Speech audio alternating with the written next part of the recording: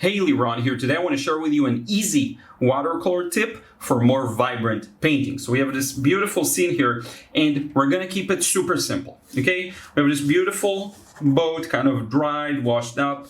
We're going to do this kind of a thing, okay, for the top. Then we go all the way to the side and we're going to go down like that. You're going to catch this little shape and check it out. There's a beautiful, powerful line. I'm going to tell you in a moment what that advice is. It's very simple. I'm going to tell you now. I'm going to spill the beans. It's all about temperatures, color temperatures. How easy is it? Let me get a different pencil. How easy is it to simply forget to include a multitude of temperatures? I'm going to show you right now when we're going to, again, this is going to be super subtle and simple and beautiful. Okay, so this is the top of the boat. It's gonna go to the side here, all the way to about halfway point, I would say. We have the windows here. I'm keeping my sketch, see, like super duper simple, okay? We have a strong cast shadow here. It goes to the side, all the way here. We have this beautiful thing that's the center point, going all the way down to this tippy tip. And then we have a beautiful cast shadow. That's pretty much all I need. Let's keep it simple. So I'm gonna mix here, spray on my palette, and let it kind of sit as I begin this painting. What this does is it starts to warm up the paints, aka get them to flow. We're gonna start right here at the top. I have this beautiful, and this is why I never clean my palette. It's as simple as that. We just need a gray, so a mix of everything I have here, if anything, is like the perfect thing, right? So for some of these beautiful shadows up top, you know, they're a little cool, but that's pretty much it. So let's get those shadows down. Again, I'm keeping this super simple, okay?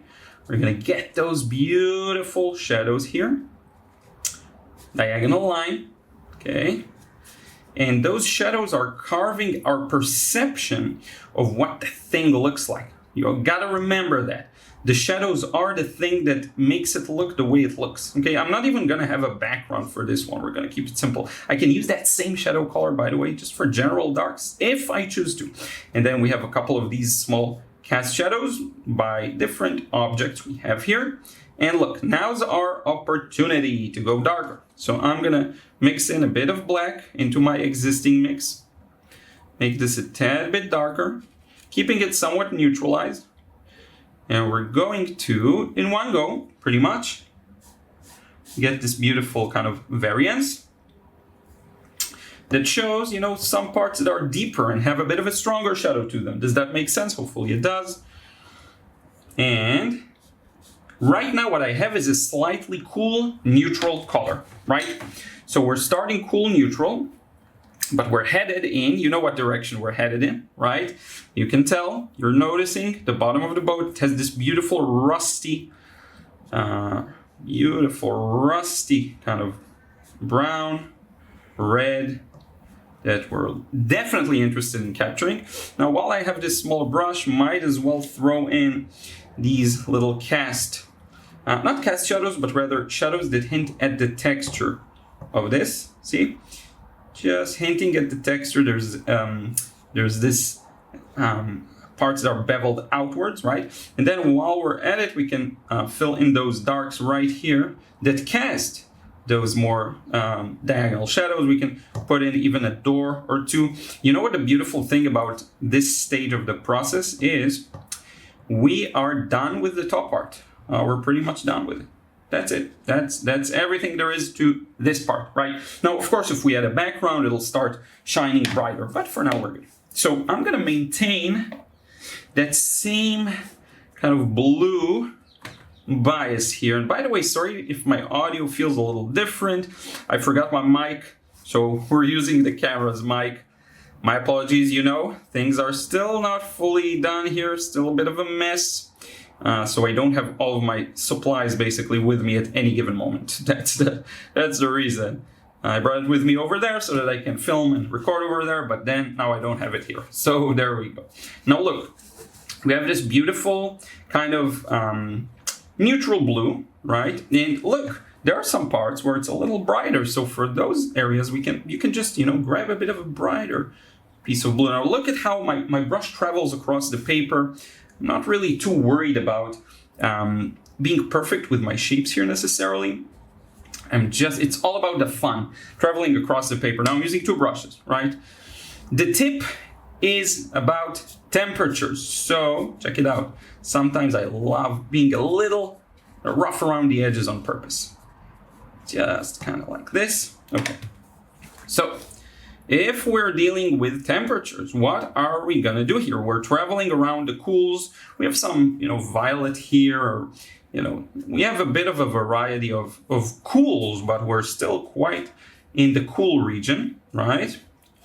So as we start moving down, and I'm not thinking in terms of things, I'm thinking in terms of shapes. So as we get to this area down here, I don't care if it's the same shape. I'm seeing I don't care if it's the same part of the boat. What I'm seeing is a transition to a bit of a darker patch right here. Now, this plays to our advantage significantly for a very simple reason. We get a transition here from cool to warm that is gray, and you really can make the most out of it and prevent weird kind of mixes, because you got the gray transition is baked into this, right? Like the sky where you're trying to avoid maybe getting a green because of the yellow and the blue. That's the same kind of concept. So as we move around here, we have this beautiful gray that is used to transition between the different colors. But here's the kicker. There's a tendency, it's a very natural tendency of artists as humans to exaggerate. So you really might want to go in there like really with a super bright orange. That's not really often the best move. The best move is to see some of the nuances. So let's start with this for a moment here and see, okay, that looks good. So it's not too strong, but can you tell the difference? Let me hold it up. Can you tell the difference here? See, this is a little warmer, right? Hopefully you can see that. Right? I love showing the up close. A little warmer. But if we go on the right side, of course, we go a little stronger on the color. So a bit more red, a bit more yellow. In fact, let me use this other red I got here. A bit more of the yellow, a bit more of this nice little orange, just to make things a little stronger yet. And check it out. As we start applying the paint here, you know what? Let's go even a little stronger. Let's dare a little bit, not too much.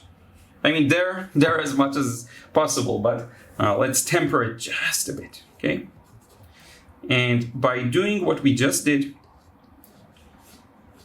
we have created successfully a variety of temperatures that sets up this painting to be just perfect. So I'm gonna go ahead and push the bottom to be a little darker. So adding a bit of black. It's okay to use a black color. There's nothing wrong with that. What you want is to vary your ratios, right? So you want the black to maybe be like 30-40%. If you go a lot beyond that, you're going to start getting into trouble. Now, you'll notice that this side isn't as dark as it is, you know? I prefer it this way because look at how much this breathes. If I go now and it goes super dark, it's going to create this off balance. Right now, the balance is perfect. Sometimes you got to know when the balance is perfect as to not to destroy it. That's a big part of improving your craft. And oftentimes, what sets apart, you know, more advanced painters for beginners is they just kind of know what to avoid, where beginners kind of destroy a lot of good things that happen naturally on paper. They get the good things to happen. That's the funny part. You get the good things to happen and you don't notice and you kind of destroy them. Like this, if you start playing around with this line too much, because there's a bit of a cauliflower there, sorry about that noise, because there's a bit of a cauliflower there, you'll never get out of it, you know? You'll overwork, you'll just end up destroying. Which we are not interested in, right? So look, I love this edge. I'm just gonna keep it that way, like this. See, I have a rough edge. And you know, if you want, you can even add a bit more darkness to the very bottom. It is pretty acceptable in this case, I would say. Just another added layer of darkness. And check this out. To me, this is a masterpiece. It doesn't need anything else. It doesn't even need a background. I really love painting this way. And we've dropped like a million details, right? And I can go back, you know, I can go back with a bit of kind kind of dry paint in my brush and you just set up a bit of a thing here if I want to. But the thing is, you kind of want to avoid that. You know, a lot of painters who get stuck in the intermediate purgatory, you always use lines to convey everything where it's not necessary, you know? Don't go so linear. You don't have to. To me, it's the beginner move. You have something beautiful and then you're like, yeah, but I want to show the separation. You start getting all of these linear things in your painting that aren't necessary. Look at this beauty, right? It shines, it looks good. That's all you need. Now, I do want to mention, if you enjoy this way of painting, right, check out the frustration-free watercolor course. I'm going to put a link below. Listen, this will solve your looseness problems with watercolor. You'll be able, after watching this, to paint loosely. Then you take it wherever you want, but painting loosely is the key to everything, right? You'll get the realistic results you're after. You'll get the loose results you're after. You'll get your paintings to feel like a watercolor. Imagine what you can do with that, right? You can take it to the bank, as they say. You can do just about anything. You can sell your paintings. You can exhibit your paintings. But that point where you're stuck in the middle, right? You can't even imagine maybe doing these things because you're so stuck overworking what you got instead of just letting the paint do its thing. If you're able to let the paint do its thing, nothing stands in your way of achieving your watercolor goals in any type of a result you're after. In terms of just the result, right? Just it's so fun, it's so freeing, and you don't have to obsess over a specific painting and really ruin it and then feel bad about it. You can just crank out tons of these very freely, very beautifully, find the ones that you love the most and keep developing your style. So I hope that helps. Check it out. First link in the description box below. You want to check it out. You'll be taken to fill in your details, watch a quick video, and then you can join the course. Thank you so much. Thank you to everyone who supports me over on Patreon. If you want to receive credits at the end of the videos, by the way, that's how you do it. Head over to Patreon, check it out. You can put like $1 a month, or you can put 10, by the way. If you really want to support my work, I really appreciate it. You can put 100. Thank you so much for your support. I will see you in the next one.